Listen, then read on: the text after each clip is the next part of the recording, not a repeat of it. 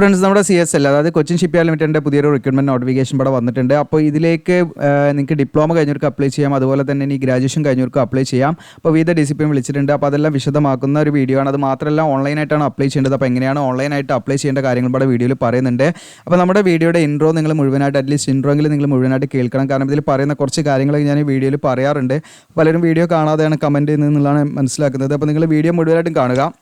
അപ്പോൾ ഇതിലേക്കുള്ള എല്ലാ കാര്യങ്ങളും നമ്മൾ നമ്മുടെ വീഡിയോയിൽ ഉൾപ്പെടുത്താറുണ്ട്. വെറുതെ ജസ്റ്റ് ഒരു നോട്ടിഫിക്കേഷൻ റീഡ് ചെയ്ത് പോവല്ല ചെയ്യുന്നത്. ഇതിലേക്കുള്ള അതിൻ്റെ മോഡ് ഓഫ് സെലക്ഷനും അതുപോലെ തന്നെ അതിൻ്റെ ഒരു എക്സാമിൻ്റെ സ്കീം കാര്യങ്ങളെല്ലാം പറയാറുണ്ട്. അപ്പോൾ ഇതിലേക്കും എക്സാം കാര്യങ്ങളൊക്കെ ഉണ്ടായിരിക്കും. അപ്പോൾ മന്ത്ലി നമുക്കൊരു 25-30 ഇടയിലായിട്ട് നമുക്ക് റെമ്യൂണറേഷൻ കിട്ടുന്ന പോസ്റ്റാണ്. ആദ്യം തന്നെ തുടക്കത്തിൽ തന്നെ പറയാം, ഇതെന്താണ് ഒരിക്കലും പെർമനൻറ്റ് വേക്കൻസി അല്ല.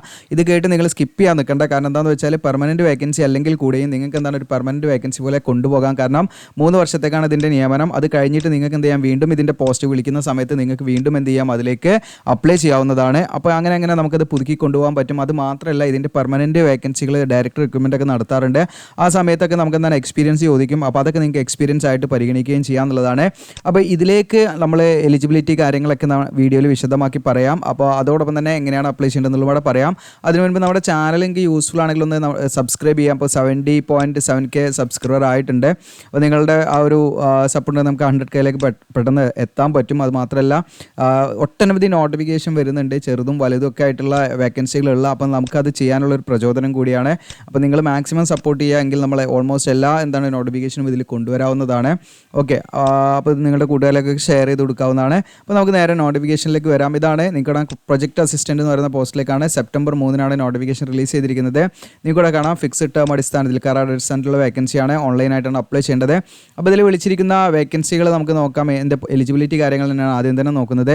അപ്പോൾ മെക്കാനിക്കൽ എന്ന് പറയുന്ന പോസ്റ്റാണ്. മെക്കാനിക്കൽ എന്ന് പറയുന്ന ആ ഒരു ഡിസിപ്ലിനിലേക്ക് നിങ്ങൾക്ക് അപ്ലൈ ചെയ്യാൻ, പോസ്റ്റല്ല ഡിസിപ്ലിനിലേക്ക് നിങ്ങൾക്ക് അപ്ലൈ ചെയ്യാൻ 3 ഇയർ ഡ്യൂറേഷനുള്ള മെക്കാനിക്കൽ എഞ്ചിനീയറിംഗിലുള്ള ഡിപ്ലോമ ഉണ്ടായിരിക്കുക എന്നുള്ളതാണ്. 60% മാർക്ക് മിനിമം ഉണ്ടായിരിക്കണം എന്നുള്ളതാണ്. അപ്പോൾ BTech കഴിഞ്ഞവർക്ക് അപ്ലൈ ചെയ്യാൻ പറ്റുന്ന കാര്യങ്ങളെല്ലാം വീഡിയോയിൽ പറയുന്നുണ്ട്, സ്കിപ്പ് ചെയ്യേണ്ട. ഓക്കെ, ഇതിനടുത്ത് നിങ്ങളുടെ ഇലക്ട്രിക്കലാണ്. ഇലക്ട്രിക്കലിലേക്ക് നിങ്ങൾക്ക് അപ്ലൈ ചെയ്യാൻ 3 ഇയർ ഡിപ്ലോമ ഇലക്ട്രിക്കൽ എഞ്ചിനീയറിംഗിൽ 60% മാർക്ക് വേണം. പക്ഷേ ഇവിടെ ഒരു കണ്ടീഷൻ ഉണ്ട്, എക്സ്പീരിയൻസ് വേണം. ഫ്രഷേഴ്സിന് ഇതിലേക്ക് അപ്ലൈ ചെയ്യാൻ പറ്റില്ല കേട്ടോ. ഓക്കെ, അദ്ദേഹം വിട്ടുപോയതാണ്. എക്സ്പീരിയൻസ് വേണം. അത് എക്സ്പീരിയൻസ് ആണ് ഇവിടെ നിങ്ങൾ നെട്ടണ്ട. നിങ്ങൾക്ക് അപ്രൻറ്റീഷിപ്പിൻ്റെ അത് എക്സ്പീരിയൻസ് ആയിട്ട് പരിഗണിക്കും. അതിൻ്റെ കാര്യം ഞാൻ പറയാം കേട്ടോ.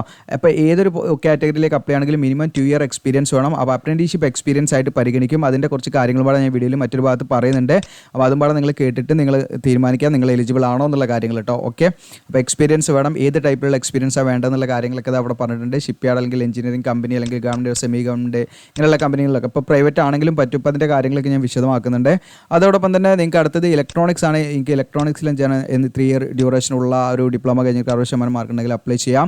ദെൻ ഇൻസ്ട്രുമെൻറ്റേഷൻ ആണ്. 60% മാർക്കോടുകൂടി നിങ്ങൾക്ക് എന്താണ് 3 ഇയർ ഡിപ്ലോമ ഇൻസ്ട്രുമെൻറ്റേഷൻ എഞ്ചിനീയറിംഗിൽ ഡിപ്ലോമ കഴിഞ്ഞിട്ടാണെങ്കിൽ അപ്ലൈ ചെയ്യാം.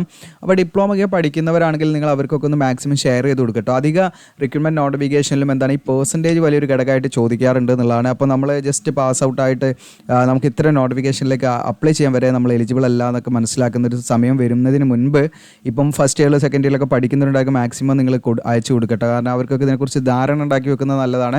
ഇതിനടുത്ത് സിവിലാണ്. സിവിലിൽ അറ്റ്ലീസ്റ്റ് 60% മാർക്കോടുകൂടി 3 ഇയർ ഡിപ്ലോമ കഴിഞ്ഞവർക്ക് അപ്ലൈ ചെയ്യാം. ഇനി അടുത്ത് നിങ്ങൾക്ക് IT ആണ്, ഇൻഫർമേഷൻ ടെക്നോളജിയാണ്. ഇതിലേക്ക് നിങ്ങൾക്ക് ഈ പറയുന്ന 3 ഇയർ ഡ്യൂറേഷനുള്ള 60% മാർക്കോടുകൂടി നിങ്ങൾക്ക് കമ്പ്യൂട്ടർ എഞ്ചിനീയറിംഗിലോ അല്ലെങ്കിൽ ഇൻഫർമേഷൻ ടെക്നോളജിയിലോ ഡിപ്ലോമ കഴിഞ്ഞവർക്ക് അപ്ലൈ ചെയ്യാം. ഇതിനടുത്ത് ഓഫീസാണ്. ഇതിലേക്ക് നിങ്ങൾക്ക് അപ്ലൈ ചെയ്യാനുള്ള ക്വാളിഫിക്കേഷൻ 3 ഇയർ ഡ്യൂറേഷനുള്ള ബാച്ചിലേഴ്സ് ഡിഗ്രി ആണ്. അതായത് ജസ്റ്റ് നിങ്ങൾക്ക് ഗ്രാജുവേഷൻ ഉണ്ടായിരിക്കുക എന്നുള്ളതാണ്.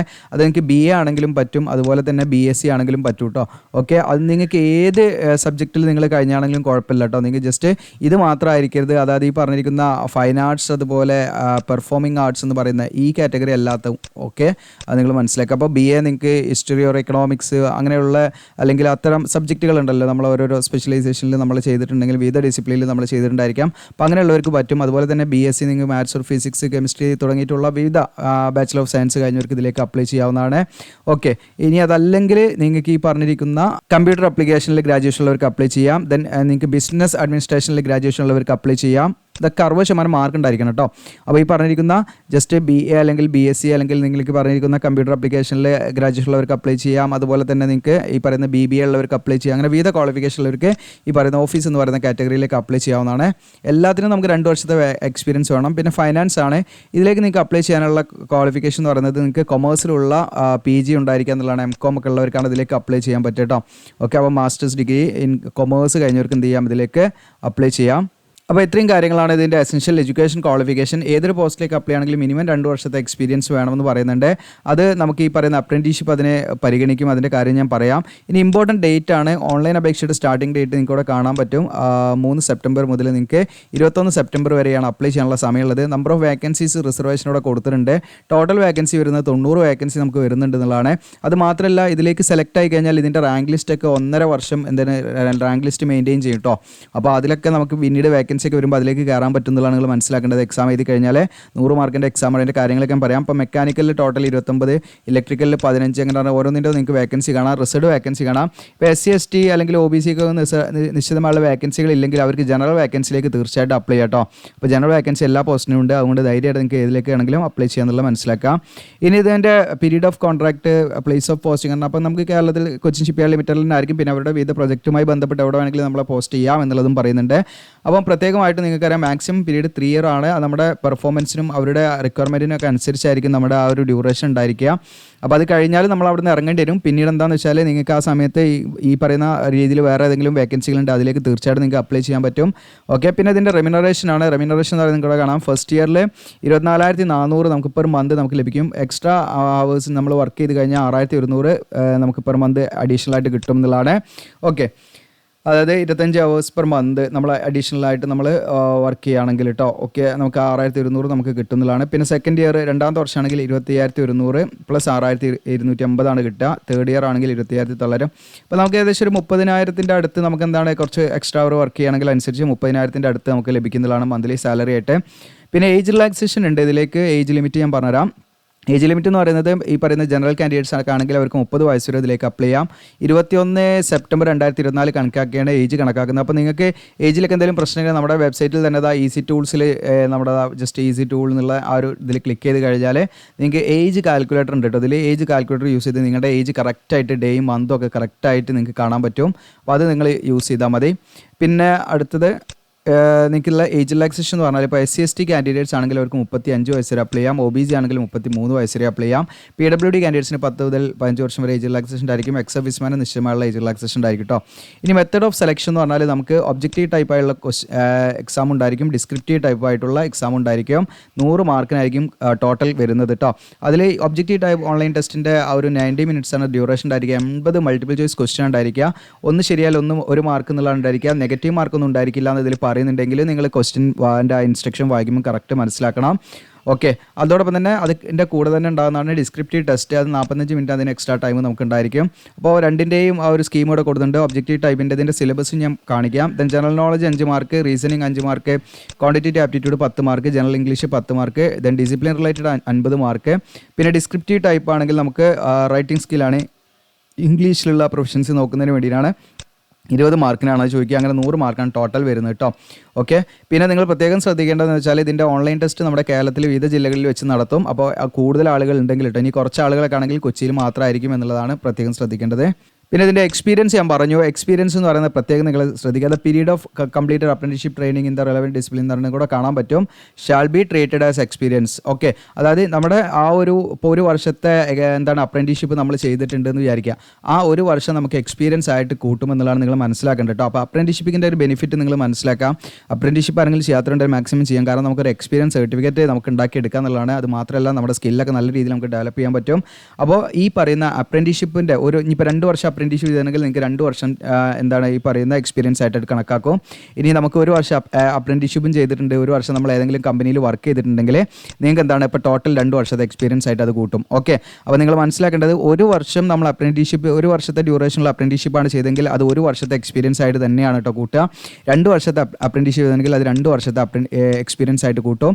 ഇനി അതല്ല നിങ്ങൾക്കിപ്പോൾ ഒരു വർഷത്തെ അപ്രന്റീഷിപ്പും ചെയ്തിട്ടുണ്ട്, നിങ്ങൾക്ക് ഒരു വർഷത്തെ ഏതെങ്കിലും സെക്ടറിൽ നിങ്ങൾ എക്സ്പീരിയൻസ് ഉണ്ട്, അപ്പോൾ നിങ്ങൾക്ക് ഇതിലേക്ക് അപ്ലൈ ചെയ്യാം. 2 വർഷം, ടോട്ടൽ 2 വർഷമായി. ഓക്കെ, അപ്പോൾ അതാണ് അതിൻ്റെ ഒരു ബെനിഫിറ്റ് ആയിട്ട് പറയാനുള്ളത്. പിന്നെ നിങ്ങൾക്ക് പ്രത്യേകം നിങ്ങൾ ശ്രദ്ധിക്കേണ്ടത് എക്സ്പീരിയൻസ് എന്ന് പറയുന്നത് ഈ പറയുന്ന 1956 കമ്പനി ആക്ട് പ്രകാരം രജിസ്റ്റർ ചെയ്ത കമ്പനികളിൽ നിന്നും നേടിയിരിക്കുന്ന സർട്ടിഫിക്കറ്റ് വാലിഡ് ആയിരിക്കുള്ളൂ കേട്ടോ. അതല്ലെങ്കിൽ അതിന് തുല്യമായുള്ള രീതിയിലുള്ളതായിരിക്കണം. പുറത്തുനിന്നൊക്കെ ആണെങ്കിൽ ഇപ്പം നമ്മൾ ഫോറിൻ കമ്പനിയൊക്കെ ആണെങ്കിൽ ഈ പറയുന്ന 1956 ആക്ട് പ്രകാരം ഉള്ള ആ ഒരു കമ്പനിക്ക് തുല്യമായിട്ടുള്ള ഒരു രീതിയിലുള്ള കമ്പനികളൊക്കെ ആണെങ്കിൽ മാത്രമേ നിങ്ങൾക്ക് അതിൻ്റെ ഒരു എക്സ്പീരിയൻസ് സർട്ടിഫിക്കറ്റ് ആയിട്ട് പരിഗണിക്കുള്ളൂ കേട്ടോ. അപ്പോൾ അത് നിങ്ങൾ അതായത് കമ്പനികളിൽ അന്വേഷിച്ചാൽ മതി, നിങ്ങളെങ്ങനെ രജിസ്റ്റർ ചെയ്ത് എന്നുള്ള കാര്യങ്ങളൊക്കെ അന്വേഷിച്ചാൽ മതി. അതനുസരിച്ച് നിങ്ങൾ അതിന്ന് ഉണ്ടാക്കിയെടുത്താൽ മതി. ഇപ്പോൾ നിലവിൽ നിങ്ങൾ വർക്ക് ചെയ്യുന്നവരാണെങ്കിൽ നിങ്ങളുടെ ഈ പ്രൈവറ്റ് അല്ലെങ്കിൽ പബ്ലിക് അല്ലെങ്കിൽ ഗവൺമെൻറ് സെക്ടറിലൊക്കെ നിങ്ങൾ വർക്ക് ചെയ്യുന്നവർ, ഈ പ്രൈവറ്റ് ആണെങ്കിലൊക്കെ പറ്റും കേട്ടോ. നിങ്ങൾക്ക് അപ്പോയിൻമെൻറ്റ് ലെറ്ററോ അല്ലെങ്കിൽ ഓഫർ ലെറ്ററോ അല്ലെങ്കിൽ ലാസ്റ്റ് പേ സ്ലിപ്പൊക്കെ കൊടുത്താൽ മതി ഈ പറയുന്ന എക്സ്പീരിയൻസ് സർട്ടിഫിക്കറ്റ് ആയിട്ട്. അല്ലാതെ അവിടെ നിന്ന് നിങ്ങൾ എക്സ്പീരിയൻസ് സർട്ടിഫിക്കറ്റ് ഉണ്ടാക്കേണ്ട ആവശ്യമില്ല, ജസ്റ്റ് അത് കൊടുത്താൽ മതി. നമ്മൾ കംപ്ലീറ്റ് ചെയ്ത അതായത് നമ്മൾ ജോലി എന്ത് ചെയ്തു, നമ്മൾ ഇറങ്ങി, അതായത് ഇപ്പം നമ്മൾ നിലവിൽ ജോലി ചെയ്യുന്നില്ല, നമ്മൾ ജോലി ചെയ്തിരുന്നു, അങ്ങനെയുള്ള അവിടെ പോയിട്ട് നിങ്ങൾക്ക് എന്ത് ചെയ്യാം, നിങ്ങളുടെ ഡേറ്റ് ഓഫ് ജോയിനിങ്ങും റിലീവിങ്ങും അതൊക്കെ കാണിക്കുന്ന രീതിയിൽ ഒരു എക്സ്പീരിയൻസ് സർട്ടിഫിക്കറ്റ് ആയിരുന്നു വാങ്ങിയെടുക്കണം. ഓക്കെ, അപ്പോൾ അതൊക്കെയാണ് അതിൽ നിങ്ങൾ പ്രത്യേകം ശ്രദ്ധിക്കേണ്ടത്. ഇനി പ്രത്യേകം നിങ്ങൾ ശ്രദ്ധിക്കേണ്ട കാര്യം എന്ന് വെച്ചാൽ, ഇപ്പം ഞാൻ പറഞ്ഞു ഇതുപോലെ നിങ്ങൾ കയറി കഴിഞ്ഞാൽ, ഇപ്പോൾ ഇത് 3 വർഷത്തേക്കാണല്ലോ, ഈ 3 വർഷത്തേക്ക് കയറി അടുത്ത 3ാമത്തെ വർഷം വീണ്ടും ഇതുപോലെ എല്ലാ വർഷവും റിക്രൂട്ട്മെൻറ്റ് നോട്ടിഫിക്കേഷൻ വരും. വിവിധ പ്രൊജക്റ്റുകൾ വരുന്നതാണ്. CSL എന്നൊക്കെ പറയുന്നത് നമുക്കറിയാം, വലിയ പ്രൊജക്റ്റുകൾ നടക്കുന്നുണ്ട്, വലിയ കാര്യങ്ങൾ നടക്കുന്നൊരു സെക്ടറാണ് നമ്മുടെ CSL എന്ന് പറയുന്നത് കേട്ടോ. അപ്പോൾ ഇനിയും വളർന്നുകൊണ്ടേ ഇരിക്കുകയാണ്. അപ്പോൾ അവിടെ ഇനിയും ഒരുപാട് പ്രൊജക്റ്റുകളും ഒരുപാട് വേക്കൻസികളൊക്കെ വരും. അപ്പോൾ ഇനിയും വേക്കൻസികൾ വരുന്ന സമയത്ത് നിങ്ങൾ 2ാം വർഷം കഴിഞ്ഞ് 3ാമത്തെ വർഷം നിങ്ങൾ വർക്ക് ചെയ്തുകൊണ്ടിരിക്കുകയാണെങ്കിൽ വീണ്ടും നോട്ടിഫിക്കേഷൻ വരുമ്പോൾ നിങ്ങൾക്ക് അതിലേക്ക് അപ്ലൈ ചെയ്യാമെന്നുള്ളതാണ് മനസ്സിലാക്കുന്നത്. ഓക്കെ, വീണ്ടും നിങ്ങൾക്ക് അതിലേക്ക് അപ്ലൈ ചെയ്യാം. എന്നാൽ 2ാം വർഷം 1ാം വർഷമൊക്കെ വർക്ക് ചെയ്യുന്നവർക്ക് ഇതിലേക്ക് അപ്ലൈ ചെയ്യാൻ പറ്റില്ല കേട്ടോ. ലാസ്റ്റ് വർഷം നിങ്ങൾ ഇപ്പോൾ നിലവിൽ വർക്ക് ചെയ്യുന്ന ഏതെങ്കിലും ഉദ്യോഗാർത്ഥികൾ നമ്മുടെ വീഡിയോ കാണുന്നുണ്ടെങ്കിൽ, CSL നിലവിൽ വർക്ക് ചെയ്യുന്ന ഉദ്യോഗാർത്ഥികൾ ഉണ്ടെങ്കിൽ, അവർക്ക് ഫൈനൽ ഇയറിലാണ് അവർ വർക്ക് ചെയ്യുന്നതെങ്കിൽ അടുത്ത വർഷം അവർ അതിൽ നിന്ന് ഇറങ്ങേണ്ടി വരുന്ന അവസ്ഥയാണെങ്കിൽ, അങ്ങനെയുള്ള ഫൈനൽ ഇയർ, അത് മീൻസ് അവസാന വർഷം, ഇപ്പോൾ 3 വർഷം ഡ്യൂറേഷൻ ആണെങ്കിൽ ആ 3 വർഷത്തിൻ്റെ എൻഡിങ്ങിൽ 3ാമത്തെ വർഷം വർക്ക് ചെയ്യുന്നവരാണെങ്കിൽ അവർക്ക് എന്ത് ചെയ്യാം, ഈ പറയുന്ന റിക്രൂട്ട്മെൻറ്റിലേക്ക് എല്ലാവരും അപ്ലൈ ചെയ്യുന്ന പോലെ അവർക്ക് അപ്ലൈ ചെയ്യാവുന്നതാണ് കേട്ടോ. ഓക്കെ, പിന്നെ അപ്ലിക്കേഷൻ ഫീ ഉണ്ട്. ഇതിലേക്ക് 600 രൂപയാണ് അപേക്ഷ ഫീസായിട്ട് വരുന്നത്. അത് നമുക്ക് ഡെബിറ്റ് കാർഡ്, ഏതെങ്കിലും ബാങ്കിൻ്റെ ATM കാർഡൊക്കെ യൂസ് ചെയ്ത് ഈസി ആയിട്ട് ഫീ അടയ്ക്കാം. SC ST അതുപോലെ PWBD കാൻഡിഡേറ്റ്സിന് യാതൊരുവിധ ഫീസും വേണ്ട, അവർക്ക് ഫ്രീ ആയിട്ട് അപ്ലൈ ചെയ്യാം. എങ്ങനെയാണ് അപ്ലൈ ചെയ്യുന്നതെന്നുള്ള ഈ വീഡിയോയുടെ അവസാനം ഞാൻ വിശദമാക്കുന്നുണ്ട്. അപ്പോൾ ഞാൻ പറഞ്ഞു, ഇതിൻ്റെ റാങ്ക് ലിസ്റ്റ് 18 മാസമാണ് ഏകദേശം മെയിൻറ്റെയിൻ ചെയ്യുന്നത്. അതായത് ഈ പറയുന്ന ഷോർട്ട് ലിസ്റ്റൊക്കെ തയ്യാറാക്കി, അതിൻ്റെ മെറിറ്റ് ലിസ്റ്റൊക്കെ തയ്യാറാക്കി, അതിൽ നിന്ന് ലാസ്റ്റ് കാൻഡിഡേറ്റ്സ് അവിടെ ജോയിൻ ചെയ്ത് മുതൽ അവിടെ നിന്ന് അങ്ങോട്ട് നിങ്ങൾക്ക് 18 മാസം ഈ പറയുന്ന നിങ്ങളുടെ റാങ്ക് ലിസ്റ്റ് അവിടെ മെയിൻറ്റെയിൻ ചെയ്യുന്നുണ്ട്. അതുകൊണ്ട് തന്നെ അതിൽ നിങ്ങൾക്ക് എന്തെങ്കിലും വേക്കൻസികളൊക്കെ ഉണ്ടെങ്കിൽ എന്തുണ്ടാവും, അതിലേക്കുള്ള ഒരു പോസിബിലിറ്റി ഉണ്ട് കേട്ടോ. അപ്പോൾ അതൊക്കെ നിങ്ങൾ മനസ്സിലാക്കാം, എക്സാം എഴുതാന്നുള്ളതാണ്. അപ്പോൾ ഇനി എങ്ങനെയാണ് ഇതിലേക്ക് അപ്ലൈ ചെയ്യേണ്ടതെന്ന് വെച്ചാൽ, നമ്മുടെ വീഡിയോയുടെ ഡിസ്ക്രിപ്ഷനിൽ ഞാൻ അപ്ലൈ ചെയ്യാമെന്ന് പറഞ്ഞിട്ട് ലിങ്ക് തരും.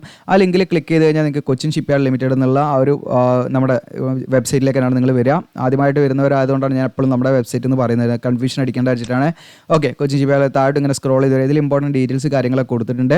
ഇവിടെ നിങ്ങൾക്ക് ഏറ്റവും താഴെ ഇമ്പോർട്ടൻറ്റ് ലിങ്ക്സ് കാണാം. നോട്ടിഫിക്കേഷൻ ഇവിടുന്ന് ഡൗൺലോഡ് ചെയ്യാം. അപ്ലൈ നൗ എന്നുള്ള ഭാഗം ക്ലിക്ക് ചെയ്താൽ നിങ്ങൾക്ക് അപ്ലൈ ചെയ്യാം. ഇവിടെ സിലബസ് ഞാൻ കൊടുത്തിട്ടുണ്ട് കേട്ടോ. അപ്പോൾ നിങ്ങളുടെ ഓരോ ഡിസിപ്ലിൻ വൈസ് സിലബസ് കാര്യങ്ങളൊക്കെ ഇതിലുണ്ട്. ജസ്റ്റ് ഇവിടെ ക്ലിക്ക് ചെയ്താൽ കിട്ടും. അപ്പോൾ അപ്ലൈ നൗ എന്നുള്ള ബട്ടൺ ക്ലിക്ക് ചെയ്യാൻ നമുക്ക്. അപ്പോൾ അപ്ലൈ നൗ എന്നുള്ള ബട്ടൺ ക്ലിക്ക് ചെയ്യുമ്പോൾ നിങ്ങൾക്ക് ഇവിടെ കാണാം പേജ് ലോഡായിട്ട് വരുന്നുണ്ട്.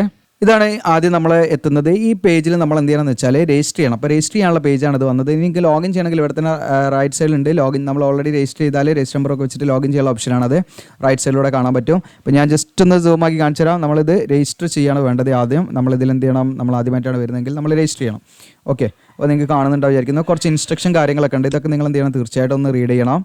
ഓക്കെ, പിന്നെ നിങ്ങളോട് എനിക്ക് പറയാനുള്ളത്, നമ്മുടെ ഇൻസ്റ്റയിൽ കുറേ കമൻറ്റുകൾ വരുന്നുണ്ട്. അപ്പോൾ കുറേ കമൻറ്റുകൾ വന്നു കഴിഞ്ഞാൽ നമുക്ക് ഒരിക്കലും എല്ലാത്തിനും ഞാൻ തന്നെ നമ്മൾ ആൻസർ കൊടുക്കണമല്ലോ, അത് പോസിബിൾ അല്ല.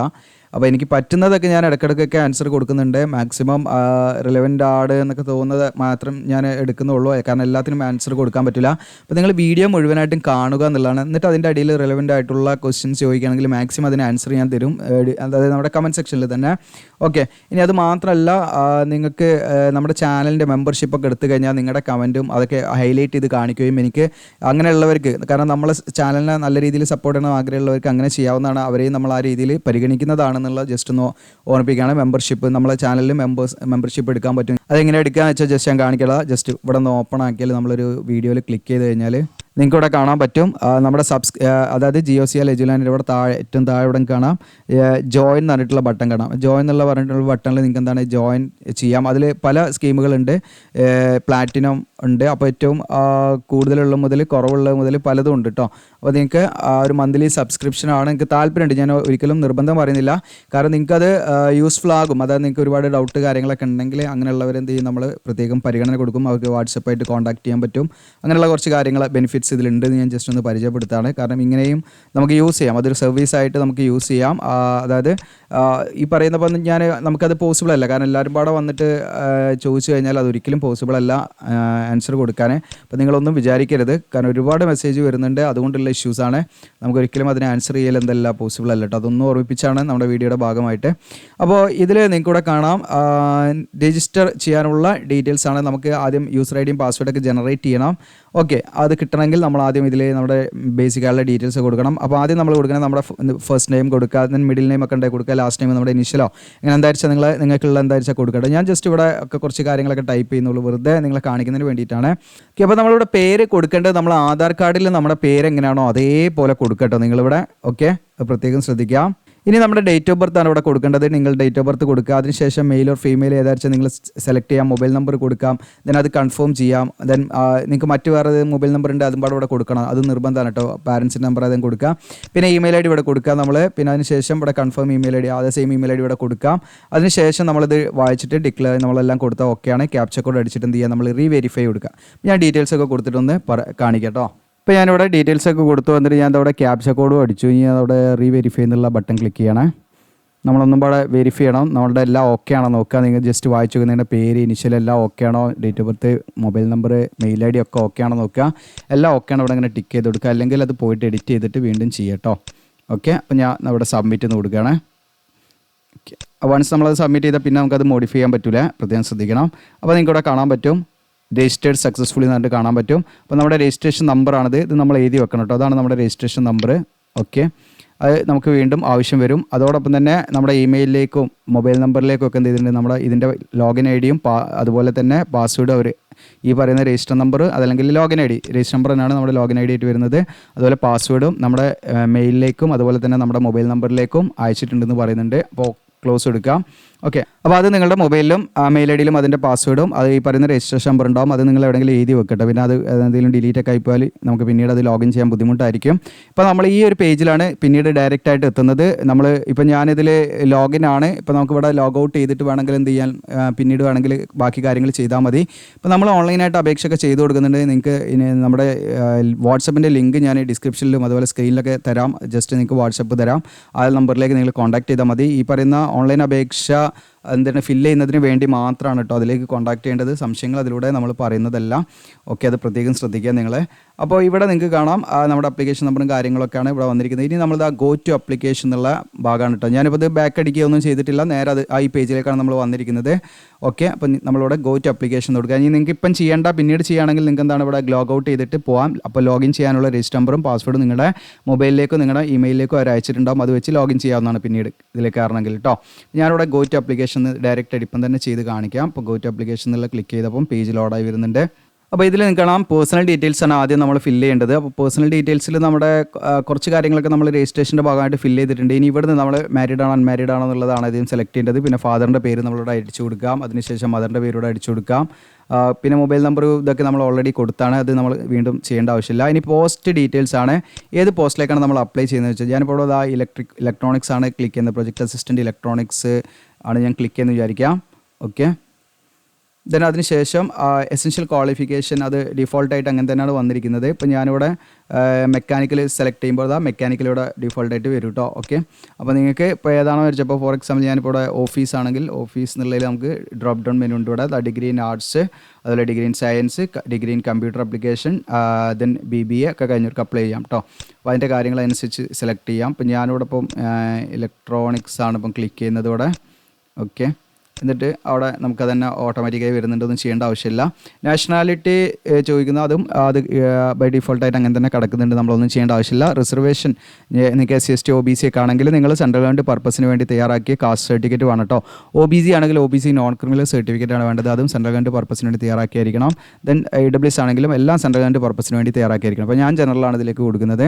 ദെൻ PWD കാൻഡിഡേറ്റ്സ് ആണോ ചോദിക്കുന്നുണ്ട്, ആണെങ്കിൽ യെസ് കൊടുക്കുക. ശാരീരികമായ പ്രശ്നങ്ങളുള്ള ഉദ്യോഗാർത്ഥികളാണെങ്കിൽ യെസ് കൊടുക്കുക, അല്ലെങ്കിൽ നോ കൊടുക്കാം. സർവീസ്മാൻ ആണെങ്കിൽ യെസ് കൊടുക്കുക അല്ലെങ്കിൽ നോ കൊടുക്കാം. ദെൻ നമ്മുടെ ഡേറ്റ് ഓഫ് ബർത്ത് നമ്മൾ ഓൾറെഡി കൊടുത്തിട്ടുണ്ട്, അവിടെ കാണിക്കുന്നുണ്ട്. നമ്മുടെ ഏജ് കൂടെ കാണിക്കും. ഓക്കെ, എത്ര ഏജ്, ഈ മന്തായി, ഡേയ്സ് ആയി, എത്ര ഇയർ ആയി എന്നൊക്കെ കാണിക്കും. സേവ് ആൻഡ് നെക്സ്റ്റ് എന്നുള്ള ബട്ടൺ ക്ലിക്ക് ചെയ്യാം. അപ്പോൾ നിങ്ങൾക്ക് കാണാം ഡാറ്റ സേവ്ഡ് സക്സസ്ഫുള്ളി എന്ന് കണ്ട് പോപ്പ് മെസ്സേജ് വരും. ഓക്കെ കൊടുക്കാം. ഇതിന് അടുത്ത സ്റ്റെപ്പിലേക്ക് ഓട്ടോമാറ്റിക്കായിട്ട് പോയിട്ടുണ്ട്. അടുത്ത നമ്മളോട് ചോദിക്കുന്നത് do you have any relatives working in CSL. നമ്മുടെ CSL നമ്മുടെ ഏതെങ്കിലും റിലേറ്റീവ്സ് വർക്ക് ചെയ്യുന്നുണ്ടോ എന്നുള്ളതാണ്. ഉണ്ടെങ്കിൽ യെസ് കൊടുക്കുക, അല്ലെങ്കിൽ നോ കൊടുക്കാം. ഇതിനടുത്ത് നമ്മൾ ചോദിക്കുന്നത് നമ്മുടെ CSLൽ നിന്നും നമ്മുടെ റിലേറ്റീവ്സ് ആണെങ്കിലും റിട്ടയർഡ് ആയിട്ടുള്ളവരുണ്ടോ എന്നുള്ളതാണ്. ഉണ്ടെങ്കിൽ യെസ് കൊടുക്കുക. യെസ് കൊടുത്താൽ അവരുടെ ആ ഒരു പേരും അവരുടെ ഡെസിഗ്നേഷൻ, അവരുടെ ജോലി എന്തായിരുന്നു എന്നുള്ള കാര്യങ്ങളൊക്കെ കൊടുക്കണം കേട്ടോ. നമ്മളിവിടെ നോ ആണ് കൊടുക്കുന്നത്. പിന്നെ നമ്മളോട് ചോദിക്കുന്നത് നമ്മൾ നിലവിൽ എന്താണ് ഇപ്പോൾ ഈ CSLൻ്റെ കരാർ അടിസ്ഥാനത്തിലുള്ള വേക്കൻസിയിൽ വർക്ക് ചെയ്യുന്നവരാണോ എന്നുള്ളതാണ്. ആണെങ്കിൽ യെസ് കൊടുക്കുക, അല്ലെങ്കിൽ നോ കൊടുക്കുക. അപ്പോൾ നമ്മളിവിടെ നോ കൊടുക്കുക, സേവ് ആൻഡ് നെക്സ്റ്റ് കൊടുക്കുക. അങ്ങനെ സേവ് ആൻഡ് കൊടുക്കുക. ഡാറ്റ സേവ് സക്സസ്ഫുള്ളി എന്ന് കാണാം. ഓക്കെ കൊടുക്കാം. പിന്നെ അഡ്രസ്സാണ് ഇനി നമ്മൾ കൊടുക്കേണ്ടത്. അഡ്രസ്സ് ലൈൻ 1 and 2 നിങ്ങളുടെ ഫുൾ അഡ്രസ്സൊക്കെ ആയിട്ട് കൊടുക്കാം. ഓക്കെ, ദെൻ സ്റ്റേറ്റ് ഏതാച്ചാൽ അത് സെലക്ട് ചെയ്യാം.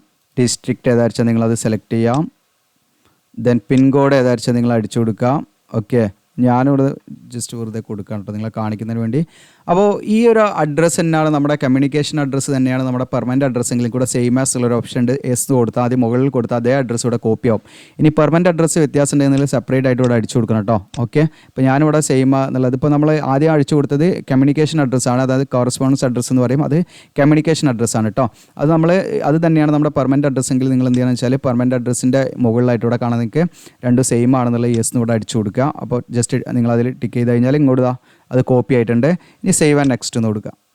ഡാറ്റ സേവ് സക്സസ്ഫുള്ളി എന്ന് കാണാം, അതും കഴിഞ്ഞു. അപ്പം നമ്മൾ കഴിയുന്നതനുസരിച്ച് ഇവിടെ ഗ്രീൻ കളറായിട്ട് വരും കേട്ടോ ഓരോ ഭാഗവും. ഇനി വരുന്നത് നമ്മുടെ ക്വാളിഫിക്കേഷൻ ഡീറ്റെയിൽസ് ആണ്. ഓക്കെ, അപ്പോൾ ക്വാളിഫിക്കേഷൻ ഡീറ്റെയിൽസ് നമ്മൾ ആദ്യം കൊടുക്കേണ്ടത് 10ാം ക്ലാസ്സിലെ ഡീറ്റെയിൽസാണ് കൊടുക്കേണ്ടത് കേട്ടോ. അപ്പോൾ അത് സ്കൂളിൻ്റെ പേര് കൊടുക്കുക. നമ്മൾ ഏത് സ്കൂളിലാണ് നമ്മൾ പഠിച്ചത് എന്ന് വെച്ചാൽ നിങ്ങൾ ഏത് സ്കൂളിലാണ് പഠിച്ചത് വെച്ചാൽ ആ സ്കൂളിൻ്റെ പേര് നിങ്ങൾ കൊടുക്കണം. ഓക്കെ, ഞാൻ വെറുതെ ജസ്റ്റ് ടൈപ്പ് ചെയ്യുന്നുള്ളൂ, എൻ്റെ നിങ്ങൾ കൊടുക്കരുത് കേട്ടോ. ഓക്കെ, പിന്നെ അതോടൊപ്പം തന്നെ നമ്മൾ സ്കൂൾ അല്ലെങ്കിൽ നമ്മുടെ സ്ഥാപനം നിലനിൽക്കുന്ന പ്രദേശം ഏതാണ്, ആ പ്രദേശത്തിൻ്റെ പേര് കൊടുക്കാം. ഓക്കെ, പ്ലേസ് ആണ് കൊടുക്കേണ്ടത് കേട്ടോ. ഇതിനടുത്ത് ഇയർ ഓഫ് പാസിങ്, നമ്മൾ എന്നാണ് പാസ് ഔട്ട് ആയത് എന്നാണ് ചോദിക്കുന്നത്, അത് നിങ്ങൾ കറക്റ്റായിട്ട് കൊടുക്കാം. ഓക്കെ, ഇതിനുശേഷം നമ്മളോട് ചോദിക്കുന്നത് പെർസെൻറ്റേജ് ആണോ CGP ആണോ കൊടുക്കുന്നതെന്നാണ് ചോദിക്കുന്നത്. അപ്പോൾ നിങ്ങൾക്ക് പെർസെൻറ്റേജ് എന്നുള്ള സെലക്ട് ചെയ്തിട്ട് മാർക്ക് ഒബ്റ്റെയിൻഡ്, ഇപ്പോൾ ഞാൻ എത്രയാണ് മാർക്ക് കിട്ടിയെന്നുള്ളത് ഞാൻ എങ്ങനെ കാണേണ്ടി ഞാൻ പറയാം. ഓക്കെ, ഔട്ട് ഓഫ് എത്രയാണ് 650 ആണ്. അപ്പോൾ അത് കൊടുത്തു കഴിഞ്ഞാൽ നിങ്ങൾക്ക് പെർസെൻറ്റേജ് ഓട്ടോമാറ്റിക് അവിടെ കാൽക്കുലേറ്റ് ആവും. ഇനി നിങ്ങൾക്ക് CGP ആണെങ്കിൽ ക്യുമുലേറ്റീവ് ഗ്രേഡ് പോയിൻ്റ് ആവറേജ് കണ്ടിട്ട് അങ്ങനെയും കൊടുക്കാനുള്ള ഓപ്ഷൻ ഉണ്ട്. അപ്പോൾ നമ്മുടെ വെബ്സൈറ്റിൽ ഞാൻ പറഞ്ഞ നേരത്തെ ഈസി ടൂൾ അല്ലേ, നമ്മുടെ വെബ്സൈറ്റിൽ ഇതാ ഈസി ടൂൾ ക്ലിക്ക് ചെയ്താൽ ഈ പേജാണ് ഇങ്ങനെ ഓപ്പൺ ആയി വരിക. നമ്മുടെ വെബ്സൈറ്റിൽ കയറിയിട്ട് ഈസി ടൂൾ ക്ലിക്ക് ചെയ്താൽ നിങ്ങൾക്ക് ഇതാ SSLC or 10th percentage calculator ആയിട്ട് ബട്ടൺ കാണാൻ അതിൽ ക്ലിക്ക് ചെയ്യാം. അതിൽ ക്ലിക്ക് ചെയ്ത് കഴിഞ്ഞാൽ നിങ്ങൾക്ക് ഇതാ ഇവിടെ ഒരു കാൽക്കുലേറ്റർ ഉണ്ട്, ഇതിൽ നിങ്ങളുടെ ഗ്രേഡ് ഇങ്ങനെ ഇട്ട് കൊടുക്കാം. അങ്ങനെ അത് അത്ര അക്യുറേറ്റ് അല്ല, കുറച്ചും പാടെ നമ്മൾ മാനുവലായിട്ട് കാൽക്കുലേറ്റ് ചെയ്യുന്നുണ്ട് ഒരു ശരാശരി പെർസെൻറ്റേജ് കാണുന്നതും. ആ പെർസെൻറ്റേജ് കണ്ടിട്ട് നമുക്കിവിടെ പെർസെൻറ്റേജ് കാണാനേ പറ്റുള്ളൂ കേട്ടോ. ഓക്കെ, ഈ പറയുന്നത് വെച്ചിട്ട് പിന്നെ നമ്മളത് കാൽക്കുലേറ്റ് ചെയ്യണം. ആ പെർസെൻറ്റേജ് വെച്ചിട്ട് നമുക്ക് എങ്ങനെ നമ്മുടെ മാർക്ക് കണ്ടെത്താം എന്നുള്ള കാര്യങ്ങളും പാടെ ഈ വീഡിയോയിൽ പറയുന്നുണ്ട്. അപ്പോൾ നിങ്ങൾക്ക് വാച്ച് ഓൺ യൂട്യൂബ് എന്ന് അടിച്ചാൽ എന്താ ചെയ്യുക, നിങ്ങളുടെ 10ാം ക്ലാസ്സിലും എത്രയാണ് നിങ്ങൾക്ക് കിട്ടിയ മാർക്കെന്ന് നിങ്ങൾക്ക് മനസ്സിലാക്കാം. അപ്പോൾ ആ കിട്ടിയ മാർക്ക് നിങ്ങളിതാ ഇവിടെ ഫോമിൽ ഇട്ട് കൊടുത്താൽ മതി. ഫോമിൽ ഇവിടെ ഇട്ട് കൊടുത്താൽ മതി. മാർക്ക് ഒബ്റ്റെയിൻഡ് എന്നുള്ളിടത്ത് കിട്ടിയ മാർക്കാണ് കൊടുക്കുന്നത്. പിന്നെ 650 ആണ് നമുക്ക് ഔട്ട് ഓഫ് എത്ര മാക്സിമം മാർക്ക് വരുന്നത് 650 ആണ്. അപ്പോൾ അങ്ങനെ ഇട്ട് കൊടുക്കുമ്പോൾ നമ്മുടെ പെർസെൻറ്റേജ് ഇവിടെ വരും കേട്ടോ. അപ്പോൾ നമുക്ക് ആവറേജ് കാണാനേ പറ്റുള്ളൂ.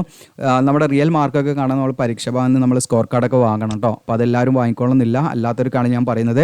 വാച്ച് ഓൺ യൂട്യൂബ് എന്ന് അടിച്ചാൽ നിങ്ങൾക്ക് എന്ത് ചെയ്യാം, ഇത് ക്ലിയർ ചെയ്യാം. അപ്പോൾ നമ്മുടെ ചാനലിൽ നമ്മുടെ ജസ്റ്റ് നിങ്ങൾ ഗൂഗിൾ ചെയ്താൽ മതി, GOCL എജുലാൻഡ് എന്ന് ഗൂഗിൾ ചെയ്താൽ നമ്മുടെ വെബ്സൈറ്റ് കാണും. നിങ്ങൾക്ക് ആ വെബ്സൈറ്റ് കയറിയാൽ ആ ഈസി ടൂൾസ് നിങ്ങൾ ക്ലിക്ക് ചെയ്യുക, അത്രയേ ഉള്ളൂ. സംഭവം സിമ്പിളാണ്, അതിലുണ്ടായിരിക്കും കേട്ടോ. ഓക്കെ, ഇതിനടുത്ത് വരുന്നത് നമ്മുടെ പ്ലസ് ടുവിൻ്റെ ഡീറ്റെയിൽസ് ആണ്. പ്ലസ് ടുവിൻ്റെ ഡീറ്റെയിൽസ് നിർബന്ധമില്ല കേട്ടോ, കാരണം ഡിപ്ലോമ പഠിച്ചവർ പ്ലസ് ടു പഠിച്ചോളം നിർബന്ധമില്ല.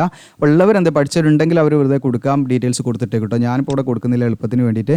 ഇനി അടുത്ത് ഞാൻ കൊടുക്കേണ്ടത് ഡിപ്ലോമയുടെ ഇൻസ്റ്റിറ്റ്യൂഷൻ എവിടെയാണ് നമ്മൾ പഠിച്ചെന്നുള്ളതാണ് നമ്മൾ ജസ്റ്റ് എന്ത് ചെയ്യേണ്ടത്, ടൈപ്പ് ചെയ്ത് കൊടുക്കേണ്ടത് കേട്ടോ. ഞാൻ ജസ്റ്റ് കൊടുക്കുന്നുള്ളൂ. അപ്പോൾ നിങ്ങൾക്ക് ഇപ്പോൾ കാലിക്കറ്റ് ആണെന്ന്, ഞാൻ ഇപ്പോൾ കാലിക്കറ്റാണ് പഠിച്ചത്, കാലിക്കറ്റ് എന്ന് ഇവിടെ അടിച്ചു കൊടുക്കാം. ഓക്കെ, അപ്പോൾ ജസ്റ്റ് എന്താണ് അതിൻ്റെ പേര് അനുസരിച്ച് കൊടുക്കാം. ദെൻ നമ്മൾ പഠിച്ച സ്ട്രീം ഇവിടെ ഓട്ടോമാറ്റിക്കായിട്ട് വന്നിട്ടുണ്ട്, നമ്മൾ വീണ്ടും ചെയ്യേണ്ട ആവശ്യമില്ല. ദെൻ നിങ്ങൾക്ക് നിങ്ങളുടെ സർട്ടിഫിക്കറ്റിൽ CGP ആണെങ്കിൽ CGP എന്ന് സെലക്ട് ചെയ്യാം കേട്ടോ. ക്യുമുലേറ്റീവ് ഗ്രേഡ് പോയിന്റ് ആവറേജ് ആണെങ്കിൽ അപ്പോൾ നിങ്ങൾക്ക് എന്താണ് ഇപ്പോൾ 6.7 ആണ് കിട്ടിയെന്ന് വിചാരിക്കാം.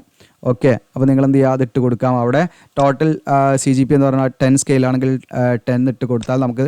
അപ്പോൾ പിന്നെ ഇവിടെ നിങ്ങൾ കൊടുക്കേണ്ടത് CGP മൾട്ടിപ്ലൈയിങ് ഫാക്ടർ ഉണ്ട്. അതായത് നമ്മൾ CGP ആയിട്ട് മൾട്ടിപ്ലൈ ചെയ്യേണ്ട ഒരു ഫാക്ടർ ഉണ്ട്. എനിക്ക് തോന്നുന്നു അതിൽ നമ്മൾ സർട്ടിഫിക്കറ്റ് ഉണ്ടാവും, അതിട്ട് കൊടുക്കണം നമ്മൾ. ഫോർ എക്സാമ്പിൾ 9.5 ഇട്ട് കൊടുക്കുന്നു. അപ്പം നമുക്കിവിടെ കാൽക്കുലേറ്റ് ചെയ്ത് തരും. ഓക്കെ, 63.65 എന്ന്. അപ്പോൾ ഈ ഒരു മൾട്ടിപ്ലൈയിങ് ഫാക്ടർ ഉണ്ടാവും നിങ്ങളുടെ സർട്ടിഫിക്കറ്റിൽ. വെറുതെ ഇട്ട് കൊടുക്കരുത്, ഞാൻ തന്ന ഇതിട്ട് കൊടുക്കരുത് ഇട്ടത്, ഞാൻ വെറുതെ ഏകദേശം ഇട്ടാണ്. അപ്പോൾ നിങ്ങൾ നോക്കിയിട്ട് നിങ്ങളുടെ സർട്ടിഫിക്കറ്റിൽ എന്താണോ വെച്ചാൽ അത് ഇട്ട് കൊടുക്കുക. നിങ്ങളുടെ മൾട്ടിപ്ലൈയിങ് ഫാക്ടേഴ്സ് എന്താണോ, അതായത് എന്തുമായിട്ടാണ് ഗുണിക്കേണ്ടത്, നിങ്ങളുടെ CGP എന്തുമായിട്ടാണ് ഗുണിക്കേണ്ടത് എന്നുള്ളൊരു ഫാക്ടർ അതിൽ കൊടുത്തിട്ടുണ്ടാകും. അപ്പോൾ അത് നിങ്ങൾ പ്രോപ്പറായിട്ട് ഈ കോളത്തിൽ ഇട്ട് കൊടുത്താൽ അവിടെ പെർസെൻറ്റേജ് കാണിക്കും. ഓക്കെ, ഇനി അതല്ല നിങ്ങളുടെ സർട്ടിഫിക്കറ്റിൽ പെർസെൻറ്റേജ് ആണ് കാണിക്കുന്നതെങ്കിൽ നിങ്ങൾ പെർസെൻറ്റേജ് സെലക്ട് ചെയ്യുക. നിങ്ങൾക്ക് കിട്ടിയ മാർക്ക് അവിടെ ഇട്ട് കൊടുക്കാം. അപ്പോൾ ഞാൻ 800 കിട്ടിയായിരിക്കാം, സോറി, ഇപ്പോൾ എനിക്ക് 1000 മാക്സിമം മാർക്ക് എന്ന് വിചാരിക്കാം. വെറുതെ കൊടുക്കുന്നതാണ് കേട്ടോ, ഞാൻ ജസ്റ്റ് നിങ്ങളെ കാണിക്കാൻ വേണ്ടി മാത്രമാണ്. ടോട്ടൽ 80% മാർക്ക് വന്നിരിക്കുന്നത്. ഓക്കെ, എന്തെന്ന് അതിനുശേഷം നമ്മൾ പാസ് ഔട്ടായ മന്തും ഇയറും നമ്മൾ എന്തെങ്കിലും ഇവിടെ സെലക്ട് ചെയ്യുക, അത്രയേ ഉള്ളൂ. ഓക്കെ, അത് നമ്മൾ ഇട്ട് കൊടുത്തു. അപ്പോൾ ഇത്രയും കാര്യങ്ങളാണ് നമ്മൾ ഇവിടെ ചെയ്യേണ്ടത്, ഡിപ്ലോമ ഡീറ്റെയിൽസിൽ ചെയ്യേണ്ടത്. അപ്പോൾ നിങ്ങൾക്ക് മാർക്ക് കൊടുക്കുന്നതിൽ എന്തെങ്കിലും ഡൗട്ട് ഉണ്ടെങ്കിൽ നിങ്ങൾ കമൻറ്റായിട്ട് ചോദിക്കുക കേട്ടോ. ആദ്യം വീഡിയോ മുഴുവൻ കണ്ട് മനസ്സിലാക്കുക. നിങ്ങളുടെ സർട്ടിഫിക്കറ്റിൽ തന്നെ ഉണ്ടാവും CGP നമ്മൾ പെർസെൻറ്റേജ് ആക്കുന്ന അതിൻ്റെ മൾട്ടിപ്ലൈയിങ് ഫാക്ടർ അതിൽ തന്നെ ഉണ്ടാവും. അത് വെച്ചിട്ട് നിങ്ങൾ കൊടുക്കാം. അല്ലെങ്കിൽ നിങ്ങൾക്ക് പെർസെൻറ്റേജ് അതിൽ കൊടുത്തിട്ടുണ്ടെങ്കിൽ നിങ്ങൾക്ക് എന്ത് ചെയ്യാം, അതിന് മാർക്ക് കണ്ടെത്താൻ പറ്റും. അങ്ങനെ മാർക്ക് കണ്ടെത്തിയിട്ടും കൊടുക്കാവുന്നതാണ്. ഇനി ഇവിടെ ഗ്രാജുവേഷൻ ഡീറ്റെയിൽസ് ആണ്, അതുള്ളവർ കൊടുത്താൽ മതി, ഇല്ലാത്തവർ കൊടുക്കേണ്ട ആവശ്യമില്ല. പിന്നെ പോസ്റ്റ് ഗ്രാജുവേഷൻ ഡീറ്റെയിൽസ് ഉണ്ട്, അത് കൊടുക്കാവുന്നതാണ്. ഓക്കെ, ഇനി എക്സ്പീരിയൻസ് ഡീറ്റെയിൽസ് ആണ്. എക്സ്പീരിയൻസിൻ്റെ ഡീറ്റെയിൽസ് നമ്മൾ കൊടുക്കണം ഇവിടെ. അത് നിങ്ങൾക്കൂടെ കാണാം, ഏതാണ് ഓർഗനൈസേഷൻ, നമ്മൾ എവിടെയാണ് എക്സ്പീരിയൻസ് വെച്ചാൽ അത് കൊടുക്കാം. എന്ത് പോസ്റ്റ് ആയിരുന്നു നമുക്ക് അവിടെ നമ്മൾ വർക്ക് ചെയ്തിരുന്ന പോസ്റ്റിൻ്റെ പേര് എന്തായിരുന്നു വെച്ചാൽ അത് കൊടുക്കാം. ഏത് സ്റ്റേറ്റിലാണ്, സിറ്റിയിലാണെന്ന് വെച്ചാൽ അത് നമ്മളിവിടെ അടിച്ചു കൊടുക്കാം. പിന്നെ ഇത് മാൻഡറ്ററി അല്ല, നിങ്ങൾക്ക് നിർബന്ധമില്ല. നിങ്ങൾക്ക് അറിയെങ്കിൽ ഇത് കമ്പനിയായിട്ട് അന്വേഷിച്ചിട്ട് അറിയെങ്കിൽ കമ്പനിയുടെ CAN FCR എന്നൊക്കെ പറയാം. അത് ജസ്റ്റ് നിങ്ങൾക്ക് അറിയെങ്കിൽ അവരോട് ചോദിച്ചിട്ട് കൊടുക്കുക, അല്ലെങ്കിൽ ബ്ലാങ്ക് ആക്കി വിട്ടാൽ അതിട്ടോ, നമ്മളൊന്നും ചെയ്യേണ്ട ആവശ്യമില്ല. പിന്നെ അതിൻ്റെ ഫംഗ്ഷണൽ ഏരിയ ഏതാണെന്ന് വെച്ചാൽ അത് കൊടുക്കാം നമ്മൾ. പിന്നെ അതിനുശേഷം സ്റ്റാർട്ടിങ് ഡേറ്റ്, നമ്മൾ സർവീസ് തുടങ്ങിയ ഡേറ്റ് എന്നാണ് വെച്ചാൽ കൊടുക്കാം. ഓക്കെ, ഇപ്പം നിലവിൽ അത് കണ്ടിന്യൂ ചെയ്യുകയാണെങ്കിൽ യെസ് എന്ന് കൊടുക്കാം, ഇല്ലെങ്കിൽ നമ്മൾ നോ കൊടുക്കാം. ഓക്കെ, ഞാൻ എളുപ്പത്തിന് വേണ്ടി യെസ് എന്ന് കൊടുക്കുന്നു കേട്ടോ.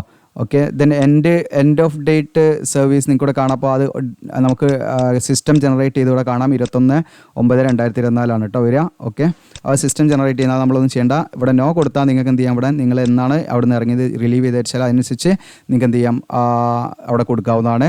ഓക്കെ, അപ്പോൾ അങ്ങനെ കൊടുത്തതിന് ശേഷം നിങ്ങളുടെ ഡ്യൂട്ടീസ് ആൻഡ് റെസ്പോൺസിബിലിറ്റി എന്താണെന്ന് വെച്ചാൽ ജസ്റ്റ് ഇവിടെ അവിടെ എന്തായിരുന്നു നിങ്ങളുടെ വർക്കുമായി ബന്ധപ്പെട്ടുള്ള കാര്യങ്ങൾ നിങ്ങളിവിടെ അങ്ങനെ ടൈപ്പ് ചെയ്ത് കൊടുക്കുക, അത്രയേ ഉള്ളൂ. ഓക്കെ, എന്നിട്ട് നിങ്ങൾക്ക് എക്സ്ട്രാ ഇനിയും വേറെ 2 കമ്പനിയിലേക്കാണ് വർക്ക് ചെയ്തതെങ്കിൽ നിങ്ങൾക്ക് ആഡ് ന്യൂ റോ എന്നുള്ള ബട്ടൺ ഉണ്ട്, അത് ക്ലിക്ക് ചെയ്യാം. എന്നിട്ട് വീണ്ടും എന്ത് ചെയ്യാം, വർക്ക് എക്സ്പീരിയൻസിലേക്ക് ആഡ് ചെയ്യാം. ഓക്കെ, ഞാനിപ്പോൾ തന്നെ കൊടുക്കുന്നുള്ളൂ, നമുക്ക് ഫില്ല് ചെയ്തിട്ട് കാണിക്കാം. പിന്നെ അതിൻ്റെ പേ സ്കെയിൽ അവിടെ കിട്ടിയിരുന്ന റെമ്യൂണറേഷൻ എന്താ വെച്ചാൽ അതിൻ്റെ പേ സ്കെയിൽ നമ്മൾ അവിടെ കൊടുക്കണം കേട്ടോ, എത്ര കിട്ടിയാൽ. ഓക്കെ, എന്നിട്ട് നമ്മൾ എന്ത് ചെയ്യുക, ജസ്റ്റ് ഇവിടെ സേവ് ആൻഡ് നെക്സ്റ്റ് കൊടുക്കുക. ഇനി നിങ്ങൾക്ക് ആഡ് ചെയ്യണമെങ്കിൽ ആഡ് ന്യൂ കൊടുത്തിട്ട് വീണ്ടും ഇതേപോലെ ആഡ് ചെയ്യാവുന്നതാണ് കേട്ടോ. അപ്പോൾ സേവ് ആൻഡ് നെക്സ്റ്റ് എന്നുള്ള ബട്ടൺ ക്ലിക്ക് ചെയ്യുന്നു. ഓക്കെ, ഒരു കാര്യം നമ്മൾ വിട്ടുപോയിട്ടുണ്ട്, ഇത് അവിടെ ക്ലിക്ക് ചെയ്തിട്ട് അപ്ലോഡ്, നമ്മുടെ എക്സ്പീരിയൻസ് സർട്ടിഫിക്കറ്റ് നമ്മളിതിൽ അപ്ലോഡ് ചെയ്യണം കേട്ടോ. ജസ്റ്റ് അതിൽ ക്ലിക്ക് ചെയ്യാം. ഓക്കെ, നമ്മളിവിടെ ക്ലിക്ക് ചെയ്തിട്ട് ഇതിലേക്കൊരു നമ്മുടെ എക്സ്പീരിയൻസ് സർട്ടിഫിക്കറ്റ് നമ്മളിതിലേക്ക് ആഡ് ചെയ്യണം. എന്നിട്ട് നമ്മളെന്ത് ഇവിടെ അപ്ലോഡ് ആയിട്ടുണ്ട്, നിങ്ങൾക്കിവിടെ കാണാൻ പറ്റും കേട്ടോ. ഫയൽ നെയിം ഒക്കെ ഇടും, അവിടെ വരും. അപ്പം നിങ്ങൾക്ക് അതെന്നാണോ വന്നതെന്ന് വെച്ചാൽ ക്ലിക്ക് ചെയ്തിട്ട് ഡൗൺലോഡ് എന്നുള്ള ക്ലിക്ക് നിങ്ങൾക്ക് വ്യൂ ചെയ്യാൻ പറ്റും. അപ്പം ഞാൻ ഇവിടെ ക്ലോസ് ചെയ്യണേ. ഇവിടെ ടിക്ക് വന്നിട്ടുണ്ട്, നിങ്ങൾക്ക് അത് അവിടെ നിന്ന് വ്യൂ ചെയ്യാൻ പറ്റും, അതെന്നാണോ വന്നത് നോക്കണേ. എന്നിട്ട് ഇവിടെ സേവ് ആൻഡ് നെക്സ്റ്റ് എന്ന് കൊടുക്കുക.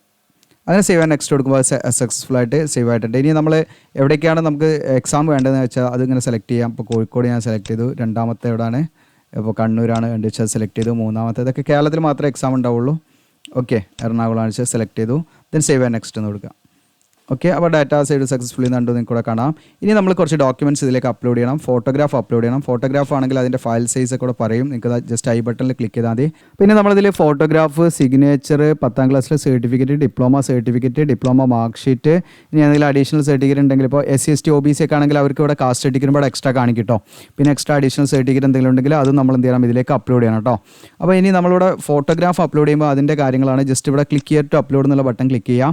അങ്ങനെ ക്ലിക്ക് ചെയ്യുന്ന സമയത്ത് നിങ്ങൾക്ക് ഇവിടെ കാണാൻ പറ്റും, അതിൻ്റെ ഫയൽ സൈസ് കാണാം. മിനിമം 50 KB ഫയൽ സൈസ് വേണം, മാക്സിമം 80 KB കൂടാനും പാടില്ല എന്നുള്ള കണ്ടീഷനാണ് കേട്ടോ. അതിൻ്റെ ഡയമെൻഷനൊക്കെ 3.5 സെൻറ്റിമീറ്റർ ഇൻറ്റു 4.5 സെൻറ്റിമീറ്റർ ഒക്കെ ഹൈറ്റ് ഉണ്ടായിരിക്കുന്നുള്ള കണ്ടീഷനാണ്.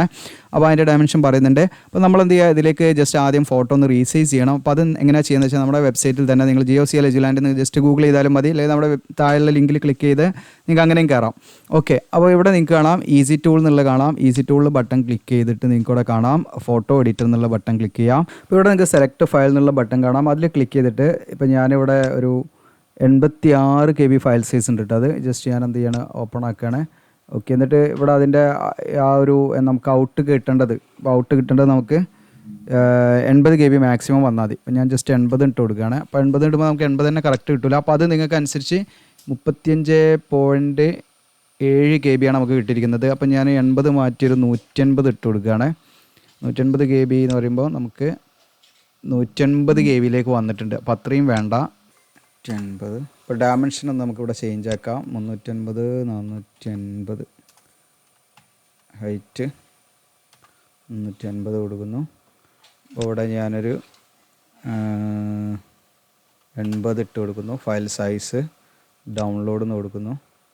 അങ്ങനെ ഡൗൺലോഡ് കൊടുത്തപ്പോൾ നിങ്ങൾക്ക് ഇവിടെ കാണാം 54 KB വന്നിട്ടുണ്ട്. അപ്പോൾ നിങ്ങൾക്ക് ഇവിടെ സൈസ് കൂട്ടണമെങ്കിൽ ഈ ഇതിങ്ങനെ കൂട്ടി കൊടുത്താൽ അതിൽ കുറയ്ക്കണമെങ്കിൽ അതിനനുസരിച്ച് കുറച്ചാലൊക്കെ സൈസ് മാറുന്നതാണ് കേട്ടോ. അപ്പോൾ നിങ്ങളുടെ ലോജിക്ക് യൂസ് ചെയ്തിട്ട് അത് ചെയ്യാവുന്നതാണ്. അപ്പോൾ അത് ഇനി നമുക്ക് നേരെ എന്ത് ചെയ്യാം, ഇതിലേക്ക് അപ്ലോഡ് ചെയ്യാം. അപ്പോൾ ഞാൻ ഇവിടെ ക്ലിക്ക് ചെയ്യുന്ന കൊടുത്ത് ഇവിടെ ഓൾറെഡി അത് അപ്ലോഡ് ആയിട്ടുണ്ട്. ഞാൻ ചെയ്ത് വെച്ചാണ്, ജസ്റ്റ് വർക്കാവോ നോക്കാൻ വേണ്ടിയിട്ട്.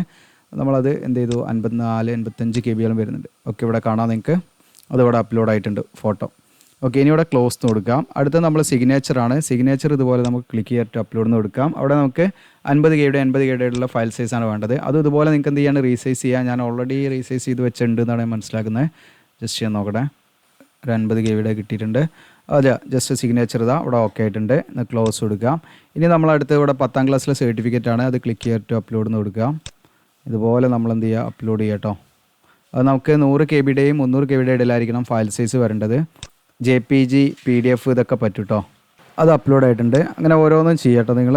അപ്പോൾ ഇത് അപ്ലോഡ് ആകുന്ന ഇവിടെ ടിക്ക് വരും, നിങ്ങൾക്ക് വ്യൂ ചെയ്യാം അതെന്നാണോ എന്നുള്ളത് നിങ്ങൾക്ക് വ്യൂ ചെയ്യാൻ പറ്റും. ഡിപ്ലോമ സർട്ടിഫിക്കറ്റ് അതുപോലെ നമ്മളിവിടെ അപ്ലോഡ് ചെയ്യണം. ക്ലോസ് കൊടുക്കുക, അത് അപ്ലോഡ് ആയിട്ടുണ്ട്. ഇനി അടുത്ത ഡിപ്ലോമ മാർക്ക് ഷീറ്റ് നമ്മളിവിടെ അപ്ലോഡ് ചെയ്യണം. അപ്പോൾ ഏതാണ് നമ്മുടെ ക്വാളിഫിക്കേഷൻ വെച്ചാൽ ഡിഗ്രി ആണെങ്കിൽ ഡിഗ്രി കിട്ടും, അത് അവിടെ അങ്ങനെയാണ് വരിക. അപ്പോൾ ഞാനിത് ഇങ്ങനെ കൊടുത്തുകൊണ്ടാണ് അവിടെ അങ്ങനെ കാണിക്കുന്നത്, ഡിപ്ലോമ വെച്ചിട്ട് കൊടുത്തുകൊണ്ട്. ഞാൻ നിങ്ങളെ കാണിക്കുന്ന പർപ്പസിന് വേണ്ടി മാത്രമാണ് ഇതിൽ ഈ പറയുന്ന കാര്യങ്ങളൊക്കെ ചെയ്യുന്നത്. ഈ അഡീഷണൽ സർട്ടിഫിക്കറ്റ് എന്തെങ്കിലും ഉണ്ടെങ്കിൽ നിങ്ങൾക്ക് എക്സ്ട്രാ ആണെങ്കിൽ അപ്ലോഡ് ചെയ്യാൻ നിർബന്ധമില്ല.